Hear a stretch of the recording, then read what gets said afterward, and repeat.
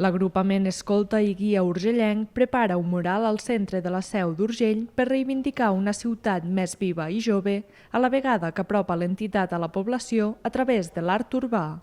La pintura, inspirada en una fotografia de membres de l'agrupament, combina el realisme amb elements abstractes, però sobretot hi predominen els colors.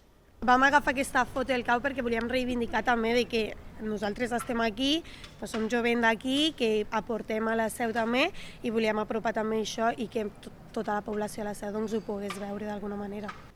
El projecte l'ha dut a terme la branca dels trucs del cau, formada per joves d'entre 17 i 19 anys, amb l'ajuda de l'artista Arnau Orovich. El disseny del mural es va començar a treballar durant l'any passat i han realitzat diferents sortides per inspirar-se.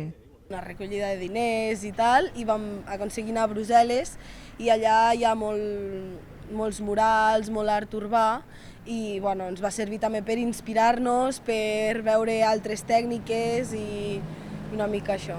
La inauguració oficial del mural es farà el divendres 25 d'agost dins la programació de la Festa Major de la Seu amb música en directe i lectura de poemes a les 7 de la tarda al Passatge de la Missió.